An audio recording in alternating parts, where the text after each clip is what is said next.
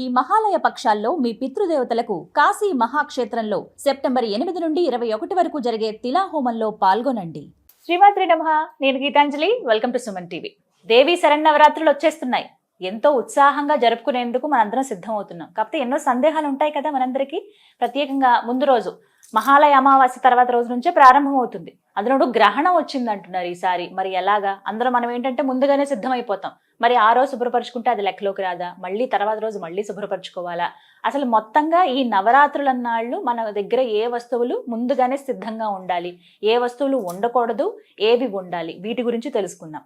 అలాగే మనం ఎక్కువగా ప్రిపేర్ అయ్యేది అమ్మవారి పూజలు అనగానే రంగులకు ఎక్కువ ప్రాధాన్యత ఇస్తూ ఉంటాం. ఎలాంటి వస్త్రాలు ముందుగా మనం సిద్ధపరచుకోవాలి, అలాగే దాంతో పాటుగా నియమాలు ఎలాంటివి మనందరం పాటించాలి. ముందుగానే మనం అన్ని ప్రిపేర్ అయిపోతే అప్పటికప్పుడు హడావిడి పడకుండా అన్ని చాలా జాగ్రత్తగా చేసుకోవచ్చు. మరి వీటి గురించి తెలుసుకుందాం వివరాలు. ప్రత్యేకంగా వీడియో అంతా కూడా వీక్షించమని కోరుతానండి. నేను సేవ్ చేసి పెట్టుకోండి. వీడియో మీకు ఉపయోగపడుతుంది, ఎందుకంటే 10 రోజులు ముందుగానే వీడియో అనేది అందిస్తూ ఉన్నాం. తెలుసుకుందాం. వీటన్నిటి గురించి కూడా వివరించేందుకు ప్రస్తుతం మనతో పాటు ఉన్నారు. గత 15 సంవత్సరాలుగా 30,000కు పైగా జాతకాలను పరిశీలించి వాళ్ళలో మార్పుని తీసుకొచ్చి వాళ్ళకి అభివృద్ధి వైపు దారి చూపించినటువంటి ప్రముఖ జ్యోతిష్యులు బ్రహ్మశ్రీ నందిబట్ల శ్రీహరి శర్మ గురువు గారు మనతో పాటు ఉన్నారు. వారితో మాట్లాడదాం. గురుగారు నమస్కారం అండి. వాగర్థావివ సంపృక్తౌ వాగర్థ ప్రతిపత్తయే జగతః పితరౌ వందే పార్వతీ పరమేశ్వరౌ ఆదిత్యాయ చ సోమాయ మంగళాయ బుధాయ చ గురు శుక్ర శనిభ్యశ్చ రాహవే కేతవే నమః. శృంగేరి జగద్గురు పీఠాధిపతులకి, కంచి పీఠాధిపతులకి నమస్కారములు తెలియజేసుకుంటూ కార్యక్రమాన్ని ప్రారంభిద్దాం. గురుగారు, మరి ఈ నవరాత్రి పూజకు సిద్ధపరచుకోవాల్సిన వస్తువులు ఏంటో వివరిస్తారా? ప్రధానంగా వస్తువుల కన్నా ఈ నవరాత్రికి సంబంధించి సిద్ధపరచుకోవాల్సినటువంటిది నిర్మలమైనటువంటి భక్తి, విశ్వాసం. ఏ కోరిక లేకుండా అమ్మ కరుణిస్తే చాలు, అమ్మ దయ ఉంటే చాలు, అన్నీ ఉన్నట్టే ఈ ఒక్క వాక్యాన్ని మనసులో పెట్టుకొని అమ్మ అనుగ్రహం కోసం మనం ఆరాటపడి పోరాటం చేయాల్సిందే. ఈ 9 రోజులు తప్పకుండా అమ్మవారి అనుగ్రహం కలుగుతుందమ్మా. ఇక నిండైనటువంటి విశ్వాసంతో ఆ సోమవారం 22వ తారీఖు రోజు నుంచి ప్రారంభం చేసుకొని అమ్మవారికి ముఖ్యంగా ఇష్టమైనటువంటిది కాంతి, దీపారాధన. కాబట్టి చక్కగా అవకాశం ఉంటే వీక్షించేటువంటి ప్రేక్షకులు కూడా అఖండ దీపారాధన చేసుకోగలిగే అవకాశం ఉంటే అఖండ దీపారాధన చేయవచ్చు. లేదు ఉన్నంత వరకైనా సూర్యోదయం నుంచి ప్రభృతి మొదలుకొని సూర్యాస్తమయం మనం నిద్రించేంత వరకైనా కానీ దీపారాధన ఉండేటట్టుగా చూసుకోవాలి. ఆ విధంగా వెలుగులు చిరుగుతూ ఉన్నటువంటి సందర్భంలో కాంతివంతంగా అమ్మవారి యొక్క పూజా మందిరం గనక ఉంటే తప్పకుండా అమ్మవారు ప్రసన్నురాలవుతుంది. ఎందుకంటే పూర్వకాలంలో ఇప్పుడు వచ్చాయి విగ్రహాలు, కానీ పూర్వకాలంలో కేవలం జ్యోతిని మాత్రమే ఆరాధన చేసేవాడు. అందుకే ఓంకారం చెప్పేటప్పుడు జ్యోతి మాత్రమే ఉంటుందమ్మా. ఆ జ్యోతి పరబ్రహ్మ స్వరూపం. మనం ఈ మధ్య వచ్చాయి దేవాలయాల్లో, అంటే ఒక కొన్ని వేల సంవత్సరాల మొట్టమొదటి పరంజ్యోతి అని చెప్పి, అంటే ఈ విధంగా దీపారాధన చేసుకోవాలి. ఇక మిగిలినటువంటివి అమ్మవారికి ఇష్టమైనటువంటి వస్తువులు, ముఖ్యంగా అమ్మవారికి నామార్చన. కాబట్టి నామార్చనకి తగ్గట్టుగా కుంకుమార్చన అంటారు. ఈ కుంకుమార్చన తగ్గట్టుగా శుద్ధమైనటువంటి కుంకుమ, యాసిడ్స్ కలిపి తయారు చేసింది కాకుండా పరిశుద్ధమైనటువంటి కుంకుమ తయారు చేసే చోట కొద్దిగా రేట్ ఎక్కువైనా పర్వాలేదు, కానీ శుద్ధమైనటువంటిది వస్తువు వాడాలి. కుంకుమార్చన చేసిన కుంకుమార్చన మళ్ళీ మళ్ళీ వాడవచ్చునమ్మా, తప్పేమీ లేదు అమ్మవారి విషయంలో. తర్వాత పసుపు, గంధము, ఇవి ప్రధానంగా. ఎందుకంటే ముత్తైదు స్వరూపముగా మనం చేసేటువంటి చక్కటి వస్త్రము, అలాగే అమ్మవారికి మట్టి గాజులు, ఇవి సాధారణంగా మనం ఏర్పాటు చేసుకోవాలి. ఇక తదనంతరం పూజలో భాగంగా ధూపము, దీపము, నైవేద్యం. ధూపం విషయంలో సుగంధ పరిమళమైనటువంటి ధూపములు, ఘాటైనటువంటివి వాడకుండా. ఎందుకంటే అమ్మవారు సౌమ్య దేవత కాబట్టి, ఈ సౌమ్య దేవత ప్రసన్నతనిచ్చేటువంటిది కాబట్టి ఆ అమ్మవారు అనుగ్రహించాలి అని అంటే ప్రసన్నంగా చక్కటి సువాసన కలిగినటువంటిది వాడాలి. అంతే తప్ప ఉగ్రదేవతలకి ఇచ్చినట్టుగా ఇది ఉండకూడదు. ముఖ్యంగా ఈ ధూపంలో అమ్మవారికి పరమ ప్రీతికరమైనటువంటిది మైషాచి మనకు పూజా స్టోర్లో దొరుకుతుంది. అది ఖచ్చితంగా ఉపయోగించుకుంటే అమ్మవారి యొక్క అనుగ్రహం సంపూర్ణంగా ఉంటుంది. ఇక నైవేద్య విషయంలో గనక చూసుకున్నట్లయితే అమ్మవారికి ఏ రోజుకి అలంకారానికి ఆ రోజు అలంకారం ఏ విధంగానైతే దేవాలయాల్లో చేస్తుంటారో, ఏ రోజు అనగా మనకు విజయవాడ కనకదుర్గ అమ్మవారి యొక్క ఆరాధనే ప్రధానంగా మనం చూసుకుంటాం కాబట్టి ఉభయ అవునండి. తెలుగు రాష్ట్రాలలో సంబంధించి ఆ కనకదుర్గ దేవాలయం విజయవాడ వాళ్ళు అందించినట్టు ప్రకారం నైవేద్యంలో ఏ రోజు చేయాలో ఆ నైవేద్యాలు కనుక చేసుకుంటే, ఏదో ఇంటి నిండా పెట్టాలని కాదు, మనకు శాస్త్ర ప్రమాణాన్ని శక్తి కొలది. అనుసరించి శక్తి కొలది చేయవచ్చు. ఏది లేదు, అటువంటిది లేదు అన్నారు అనుకోండి, అమ్మవారికి పెరుగన్నం అన్న దధ్యోజనం అంటారు, మిరియాలు అవి వేసిన. శక్తి లేనటువంటి వాళ్ళు అమ్మవారికి ఎంతో ప్రీతికరమైనటువంటి దధ్యోజనము, బెల్లం పాయసము, పులిహోర, ఇవన్నీ కూడా చేయవచ్చు. ఈ పులిహోరలో చేసేటువంటి విధానంలో కూడా నువ్వులతో చేసినటువంటిది, కొబ్బరి కూరతో చేసినటువంటిది, ఇవి కూడా మనం తయారు చేసుకోవచ్చు. కాబట్టి అమ్మవారికి నైవేద్యాల విషయంలో శ్రద్ధ వహించాలి, శుచి శుభ్రతగా పాటించాలి.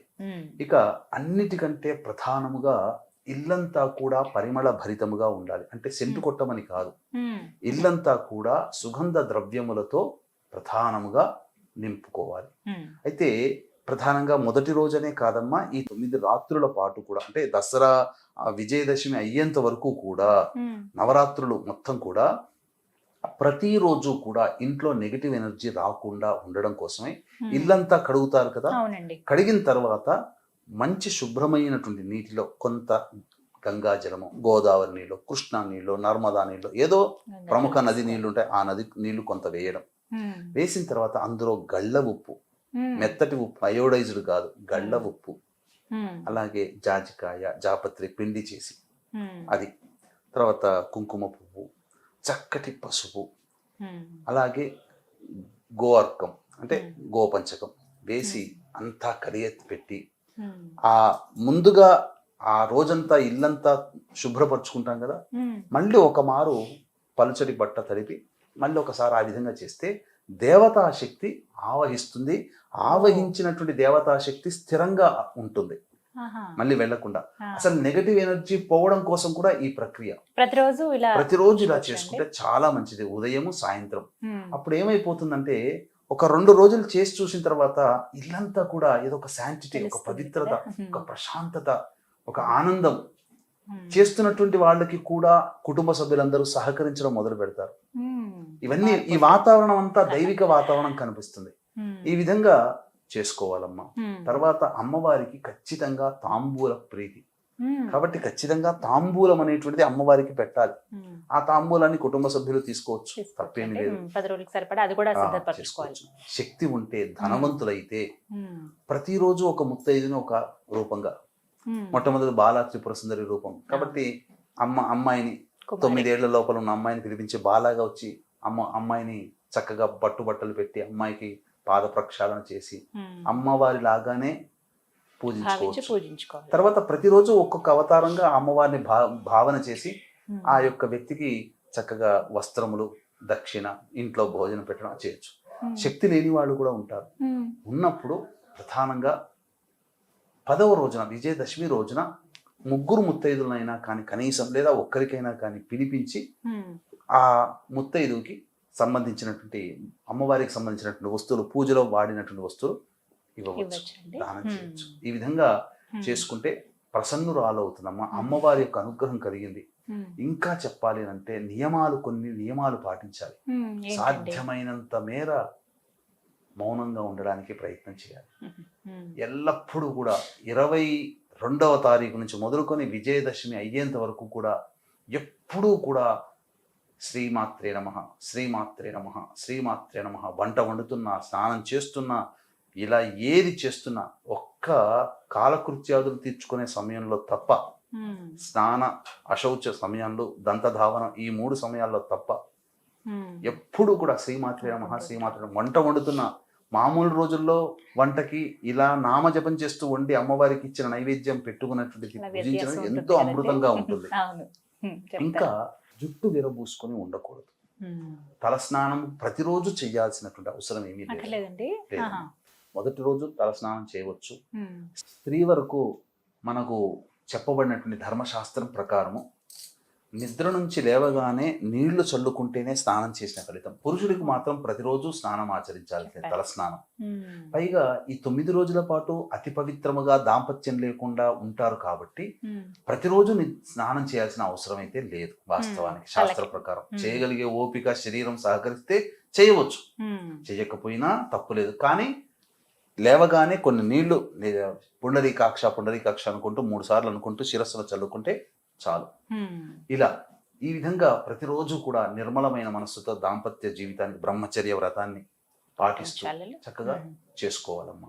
ఇది ఈ నియమాలు పాటించాలి. ఆహార నియమాల్లో ఏమైనా ఉన్నాయండి? అంటే ఇవి ఖచ్చితంగా తినకూడదు ఈ నవరాత్రుల్లో అంటే ఏమైనా? ఇక్కడ ప్రధానంగా అమ్మవారికి సంబంధించి అంటే రజోగుణాన్ని పెంపొందించే ఆహారాలు, మద్యము, మాంసము తినకూడదు. అలాగే ఉల్లిపాయ, వెల్లుల్లి ఇలాంటివి తినకూడదు, అస్సలు వాడకూడదు. కాబట్టి శాంతపరిచే గుణాలు, సౌమ్యంగా ఉండేటువంటిది, సాత్వికమైనటువంటి ఆహారమే భుజించాలి. మసాలాలు ఇవన్నీ వాడకూడదమ్మా.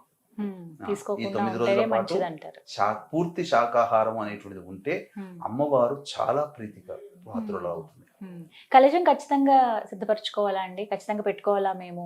ఎందుకంటే మొదటిసారి చేసే వాళ్ళు ఉంటారు, మేము ఈసారి నవరాత్రులు చేసుకుందాం అనుకుంటున్నామండి దీక్షగా, మరి ఖచ్చితంగా కలశం పెట్టాలా అని అడుగుతారు గురుగారు. మరి పూర్వకాలంలో పటాలు కానీ విగ్రహాలు కానీ లేవు కాబట్టి జ్యోతిగా ఆరాధించేవాడు. తదనంతర కాలంలో నీరు ఉన్న చోట దైవం ఉంటుందని సూక్తి కాబట్టి కలశంలో నీటిని నింపి అందులో పూర్ణ ఫలము, కొబ్బరికాయని పూర్ణ ఫలం అని అంటారు.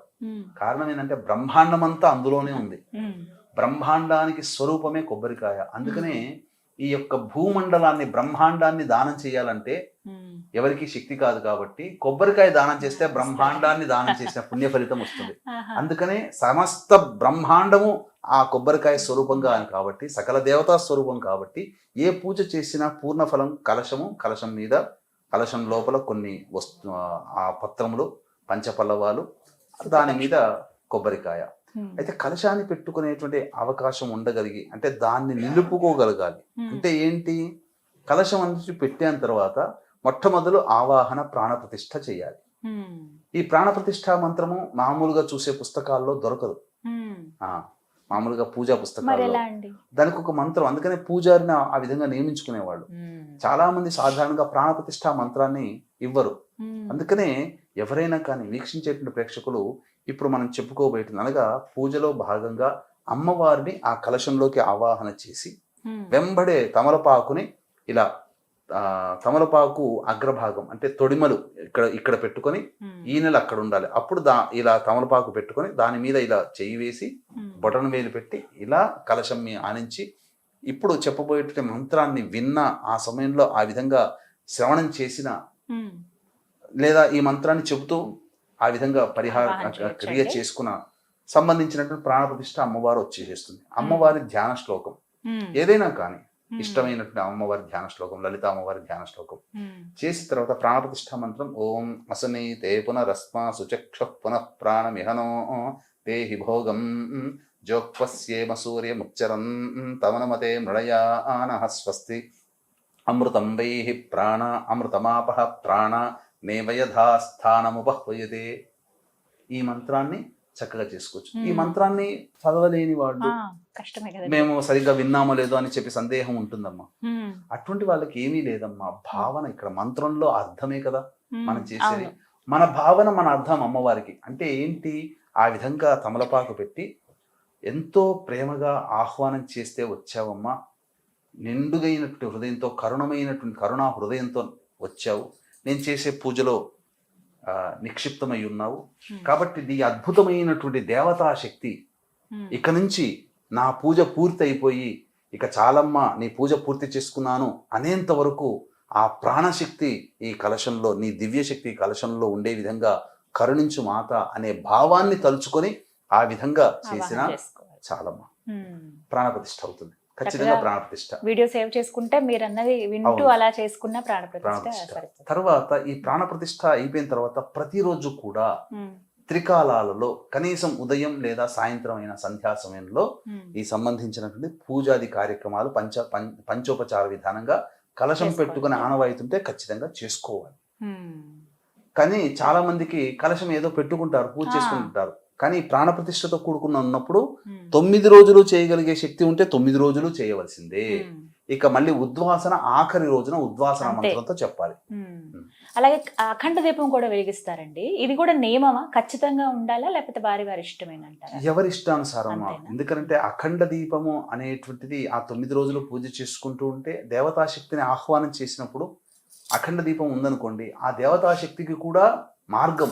అఖండ దీపం ఉన్న చోట ఏ యొక్క నెగిటివ్ ఎనర్జీ పాస్ కాదు. ఓ. ఖచ్చితంగా రాక్షస గణం ఆ ఇంట్లో ప్రవేశించదు. దేవతాశక్తికి చిహ్నం. అందుకనే మీరు గమనించుకుంటే అనేక దేవాలయాల్లో అఖండ దీపారాధన ఉంటుంది. హ్మ్. కాబట్టి ఈ దీపం వెలుగుతున్నంత వరకు కూడా నెగిటివ్ ఎనర్జీ ఆ ఇంట్లో పాస్ కాదు. హ్మ్. ఖచ్చితంగా. అంటే వారి వారి ఇష్టము, వారి శక్తి కొలది. శక్తి కొలది కానీ చేసుకోవాలి. ఈ 9 నవరాత్రుల పాటు ఖచ్చితంగా ఆ దీపం వెలుగుతూ ఉండాలి. అది జాగ్రత్తలు తీసుకోవాలి. జాగ్రత్తగా చూసుకోవాలి. హ్మ్. పోకుండా ఒత్తి అనేటువంటిది హ్మ్. ఎప్పుడు కూడా దాన్ని కాపాడుతూ ఉండాలి. హ్మ్. ఇక ఖచ్చితంగా అందరికీ వచ్చేటువంటి సందేహం, నవరాత్రులు చక్కగా చేసుకుందామని ప్రారంభించామండి, అశౌచం వచ్చింది, ఏం చేయాలి? ఈ అశౌచం అనేటువంటిది సాధారణంగా అనేక రకాలుగా ఉంటుంది. హ్మ్. ముఖ్యంగా కుటుంబంలో రక్త సంబంధీకులు ఎవరైనా మరణించినా హ్మ్. ఈ అశౌచం వస్తుంది. ప్రారంభించిన తర్వాత ఏం చెయ్యాలి అనేటువంటిది. హ్మ్. బాగా దగ్గరైనటువంటి రక్త సంబంధీకులు, హ్మ్. ఒకే అన్నదమ్ముల పిల్లలు హ్మ్. 11 రోజులు ఉంటుంది. హ్మ్. మేనమామ లేదా మేనత్త ఉన్నప్పుడు పక్షిని అంటే 1.5 రోజులు లేదా 3 రోజులు కొన్ని ప్రాంతాల్లో. హ్మ్. కాబట్టి మొదలుపెట్టిన తర్వాత ఇలాంటివి వచ్చినప్పుడు మనం ఏమీ చేయలేం. అంతే కదండి. కాబట్టి దాన్ని అవకాశం ఉంటే వచ్చే సంవత్సరంకైనా చేసుకోవచ్చు. లేదా కనీసము ఈ మైల తీరిన తర్వాత 3 రోజులో 1 రోజు అయినా కానీ శుద్ధి అవుతారు కదా, హ్మ్. అప్పుడైనా చేసుకోవచ్చు. మళ్ళీ తిరిగి. ఇంకొక రకమైనటువంటి ఆశౌచం ఏంటంటే ప్రధానంగా స్త్రీలకి సహజంగా వచ్చే ఋతుస్రావం. అవునండి. కాబట్టి పూజ ప్రారంభం చేసిన తర్వాత స్త్రీ ఋతుమతి కనుక అయితే హ్మ్. ఆ సంబంధించి ఆ స్త్రీ ఆ దేవతా పరిసరాల్లో తిరగకుండా ఆ 3 రోజులు పూర్తిగా దూరంగా ఉండి హ్మ్. ఇంట్లోని వ్యక్తులు పూజాది కార్యక్రమాలు చేయగలిగితే చేసుకోవచ్చు. ఓ. కానీ ప్రస్తుత కాలంలో ఆ. కుటుంబ సభ్యులు అందరూ ఆ సంబంధించినటువంటి పాటించలేకపోవచ్చు. ఎందుకంటే ఋతుమతి అయినటువంటి స్త్రీ మళ్ళీ వంట చేసే అవకాశం రావచ్చు. హ్మ్. అటువంటప్పుడు ఆ వంట చేసి వంటింట్లో ఉన్నప్పుడు ఆ అమ్మవారికి పెట్టే నైవేద్యం కానీ పూజా అక్కడే మందిరాల్లో చాలా చేస్తారు మటుకు కాబట్టి. వంటింట్లోనే ఉంటుండే చాలా ఇప్పుడు మంది. చాలా మందికి అలాగే అదే కాబట్టి సమస్య అండి. అటువంటి ఋతుమతి అయ్యి ఉండి అన్ని ముట్టుకోగలిగేటువంటి స్థితి కనుక ఉంటే ఇక అక్కడితో పూజ ఆఫ్ చేయడం మంచిది. హ్మ్. లేదు అవకాశం ఉంది, దూరంగా ఉండగలుగుతాం, మాకే ఇబ్బంది లేదు, మాకు ఇంట్లో వాళ్ళు చూసుకుంటారు, నా భర్తో లేకపోతే నా సంతానమో చేస్తారు అనుకున్నప్పుడు అన్ని నైవేద్యాలు కూడా వాళ్ళే వండుకొని చేసుకోగలిగితే మంచిది. కానీ ఆ దేవతా పూజా పరిసర ప్రాంతాల్లో కనీసము ఆ ఋతుమతి అయినటువంటి స్త్రీ తాకిన గాలి కూడా ప్రవేశం చేయకూడదు. అంటే అసలు ఆ రూమ్లో దేవతా మందిరంలో రాకుండా చూసుకోగలిగితే మంచిది. 3 రోజులు, 4వ రోజు కేవలం సంబంధించి ఇంటి బాగు చేసుకోవడానికి మాత్రమే అధికారం. 5వ రోజు నుంచి మళ్ళీ ఆవిడ పూజ చేసుకోవచ్చు.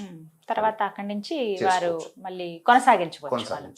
అయితే ఇంకొక సందేహం అండి, దసరా రోజుతోటి పూజ అయిపోయినట్టేనా, ఇంకా కొనసాగించాలంటారా? అంటే శాస్త్ర ప్రకారం గనక చూసుకుంటేనమ్మా ఈ నవరాత్రులు అనేటువంటిది 9 రాత్రులుగా చేసుకుంటారు. కానీ అమ్మవారు షోడశ కళారూపిణి.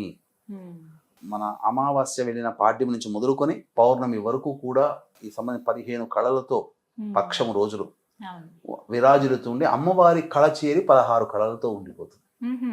కాబట్టి పూర్వకాలంలో ఆచార సాంప్రదాయంగా అమ్మవారిని ఆరాధన చేసే దక్షిణాచారం కానీ, సమయాచారం కానీ, కౌళాచారం కానీ, వామాచారం కానీ వాళ్ళు కేవలం నవరాత్రులతోనే కాకుండా పౌర్ణమి వరకు కూడాను పూజాది కార్యక్రమాలు చేసి పౌర్ణమి రోజున పూర్ణాహుతి చేసుకుంటారు.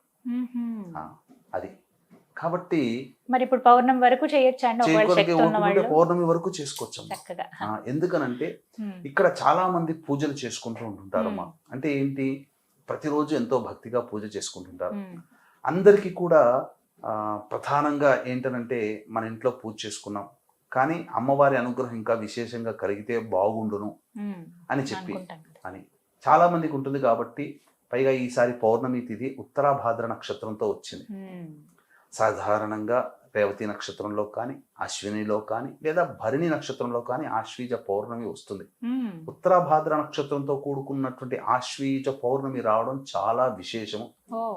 కాబట్టి దీన్ని దృష్టిలో పెట్టుకుని 6వ తారీఖు రోజున రాత్రి 7:30-8 గంటలకి మన పీఠం ఆధ్వర్యంలో ఈసారి ప్రత్యేకముగా వాంఛా కలపలత సిద్ధి హోమం అనేటువంటిది చేయడం జరుగుతుంది. అలాగే దీంతో పాటుగా రాజరాజేశ్వరి హోమము సంబంధించినటువంటి అమ్మవారి హోమాలు అనేటువంటి వారాహి, రాజరాజేశ్వరి, దశమహావిద్యలో కొన్ని హోమాలు. వాంఛా కల్పలత అంటే వాంఛ అంటే కోరిక, కల్పలత అంటే మన కోరికని సిద్ధింపచేసే. ఈ అమ్మవారు ఎలా విచిత్రంగా ఉంటుందంటేనమ్మా, మనకందరికీ తెలిసింది వినాయకుడే, కానీ స్త్రీ రూపంలో ఉన్నటువంటి వినాయకి చేతిలో వీణ పట్టుకొని ఉంటుంది. చాలా విశేషమైనటువంటి అమ్మవారు, చాలా రహస్యమైనటువంటి అమ్మవారు. కానీ ఇది కేవలం ఉపాసన పరులు మాత్రమే చేసేది. అటువంటిది మన పీఠం ఆధ్వర్యంలో ఆ 6వ తారీఖు పౌర్ణమి రోజున రాత్రిపూట జరుగుతుంది. ఈ కార్యక్రమంలో నమోదు చేసుకున్నటువంటి వాళ్ళకి ఈ శక్తిపాతం చేసినటువంటి కరుంగలి మాల ఇవ్వడం జరుగుతుందమ్మా. ఈ విధంగా చాలా వరకు సందేహాలు నివృత్తి అయిపోయి వైజయంతి మాల కూడా ఇవ్వడం జరుగుతుంది. ఇవన్నీ ఎవరైతే హోమంలో పాల్గొంటారో వారికి. చివరిగా అడగాలనుకున్నది, రంగులు చాలా ప్రాధాన్యం కదండి ఈ నవరాత్రుల్లో. ఏ రంగుల వస్త్రాలు సిద్ధపరచుకోవాలి ముందుగా? ఖచ్చితంగా అవి ఉండాల్సిందేనా? అసలు సోషల్ మీడియాలో చూసుకుంటేనమ్మా, కొంతమంది ఇంతకు ముందు ఈ పూజ ఈ అమ్మవారు ఈ రంగుతో కట్టుకొని చేయమన్నదా, ఈ గాజులు ధరించమందా, మీరందరూ అతి చేస్తున్నారు అన్నట్టు. సాధారణంగా భక్తికి ప్రతీక అంటే, మనం చూసుకున్నాం అనుకోండి, పెళ్ళిళ్ళకి పోతాం, ఎంతో మంది చక్కగా అలంకరించుకొని వస్తారు. అంటే అదేమన్నా ఫ్యాషన్ కాదు కదమ్మా, ఒకరి హుందాతనాన్ని చూపించుకోవడం. అలాగే భక్తిని మనము అణువణువున మన మనస్సులో నింపుకొని ఉన్నా, కించిత్ మాత్రము కూడా మన యొక్క మనస్సు చెదరకుండా ఉండడం కోసం, నేను అమ్మవారి దీక్షలో ఉన్నాను అని తెలియచేయడం కోసం కొన్ని నియమ ధారణా పద్ధతులు అనేటువంటివి ఉంటాయి. అందుకనే కదా అయ్యప్ప స్వామికి నల్ల వస్త్రాలు అనేటువంటి ధారణ. నేను అయ్యప్ప స్వామి దీక్షలో ఉన్నానని తెలపడం కోసమే కదా భవానీ మాల వేస్తారు, ఎరుపు రంగు వస్త్రాలు. అలాగే ఈ సంబంధించినటువంటి అమ్మవారికి ప్రీతికరమైనటువంటి రంగులు ఏవయ్యానంటే ఎరుపు, పసుపు మరియు ఆకుపచ్చ. కాబట్టి వీటిలో ఏదైనా కానీ అమ్మవారికి ఇష్టమైనటువంటిది ఈ సంబంధించినటువంటి రంగులు వేసుకోవచ్చమ్మా. గాజులు వేసుకోవచ్చు, చక్కగా బొట్టు కూడా పెట్టుకోవచ్చు, తప్పేమీ లేదు. ఇలా అమ్మవారు అంటే సాక్షాత్తు ఎలా ఉండాలంటే, పూజ చేసే స్త్రీమూర్తి అమ్మవారే అక్కడ పటంలో కనిపించే అమ్మవారు ఇక్కడ కూర్చుందా, దేవాలయంలో ఉన్న అమ్మవారు ఇక్కడ ఉందా అన్నట్టుగా నిండైనటువంటి ఉండాలి. అంటే చక్కగా సాంప్రదాయబద్ధంగా చీర ధరించాలి. అలాగే జుట్టు విరబూసుకోకూడదు. అలాగే చక్కగా పూలమాల ధరించాలి. నుదుటిన బొట్టు, స్త్రీకి లక్ష్మీ చిహ్నములుగా భావించబడేటువంటి స్థానంలో కుంకుమ ధరించాలి. నుదుటిన, శిరస్సున, కంఠమున ఇలా చక్కగా కాలికి అందెలు, అంటే అమ్మవారు నడిచి వస్తుంటే, అంటే సాక్షాత్తు అమ్మవారు. అసలు అమ్మవారి ఉపాసన పరులు కొంతమంది ఆడవాళ్ళని చూస్తే అసలు సాష్టాంగ ప్రణామం చేయాలనిపిస్తుంది. వాళ్ళని చూడగానే ఒక అలౌకికమైనటువంటి భక్తి భావం, సాక్షాత్తు అమ్మవారే దిగొచ్చినట్టుగా ఉంటారు, చక్కగా ఉంటారు.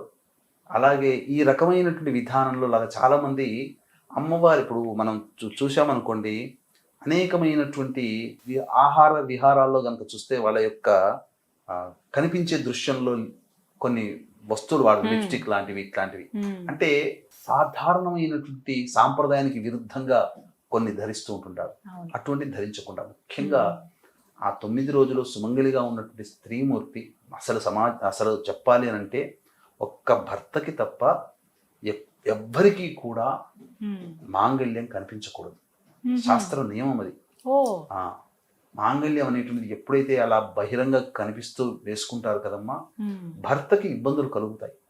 అందుకనే హరిశ్చంద్రుని యొక్క కథలో మీరు చూస్తే, చంద్రమతి భార్య ఆమెని గుర్తుపెట్టి, నీ మాంగళ్యం బంగారం కదా, అది అమ్ముకొని తీసుకురా అంటే, నా భర్తకి తప్ప ఎవరికి నేను కనబడదే, ఇతనే నా భర్త అని చెప్పి అప్పుడు గుర్తుపడుతుంది. కాబట్టి ఆనాటి ఆ సాంప్రదాయం అది. ఇదేం మహిమల్లాగా ఉండదు, కేవలం భర్తకు మాత్రమే కనబడి ఎవరికి అట్లని కాదమ్మా. ప్రతి స్త్రీమూర్తి ఆనాడు ఈ విధమైన నియమాలు పాటించారు కాబట్టి ఆనందంగా జీవించారు. ఇప్పుడు అన్ని కూడా బహిర్గతం అయిపోతున్నాయి. కాబట్టి చక్కగా నిజంగా సుమంగళి అన్నప్పుడు సుమంగళిగానే ఉండాలి. ఇలాంటి వస్త్రములు ధరించవచ్చు, గాజులు కానీ ఇవన్నీ వేసుకోవచ్చు. నిత్యం ఆ ఇంట్లో చక్కగా దేవతానామము జపిస్తూనే ఉండాలి. కోప్పడకూడదు, ఆగ్రహాలు తెచ్చుకోకూడదు, సాధ్యమైనంత మేరకు అసత్యం ఆడకూడదు. భర్తని పిల్లల్ని ప్రేమగా చూసుకో. అమ్మవారి యొక్క సంబంధించినటువంటిది ప్రేమ, కరుణ, దయ, క్షమాగుణము ఇవన్నీ కూడా ఆ 9 రోజులుగా ఉన్నట్టుగా ఉండాలి. చూడండి, ఖచ్చితంగా ఇలాంటి నియమాలు పాటించినటువంటి వ్యక్తులు ఖచ్చితంగా జీవితంలో అమ్మవారు ఏమి అడగకుండా అన్ని ఇస్తుంది. ఎవరి గురించి ఎందుకమ్మా, సాక్షాత్తు మన ప్రధానమంత్రి నరేంద్ర మోదీ గారు ఈ 9 రోజుల పాటు పచ్చి మంచినీళ్ళు కూడా పుట్టారమ్మా. చాలా నియమంగా ఉంటారు. ఎక్కడికి పోయినా నిరాహారంగా 9 రోజుల పాటు అమ్మవారు, లేకపోతే ఆ శక్తి ఎక్కడి నుంచి ఇస్తుందమ్మా ఆయనకి? ఈనాటికి కూడా 70 ఏళ్ల వయసులో కూడా పరుగులు ఎడుతున్నాడే, భారతదేశాన్ని ఉన్నతమైన స్థానానికి తీసుకెళ్తున్నాడు. అంత శక్తి ఎక్కడి నుంచి వస్తుంది? ఒక నలుగురున్న ఇంటిని నడపడమే మనకు గగనం అయిపోతుంది. ఇన్ని కోట్ల మందిని అతను నాయకత్వం వహించగలిగాడంటే ఏదో అల్లాటప్ప కాదమ్మా. దైవిక శక్తి ఉంటే తప్ప అవన్నీ కావు. దైవశక్తి ఆయనకు కలిగింది, మనం ఎందుకు సంపాదించుకోకూడదు? మనం కూడా అలాంటి నియమాన్ని పాటించుకోవాల్సిందే. చాలా చక్కగా చెప్పారండి. ఇవన్నీ కూడా సందేహాలు నివృత్తి చేశారు. ముందుగా సిద్ధపరచుకోవాల్సింది ఏంటి అనేది చాలా వివరంగా తెలియచేశారు. సంతోషం. ధన్యవాదాలు గురువు గారు. సర్వం శ్రీ ఉమామహేశ్వర పరబ్రహ్మార్పణమస్తు.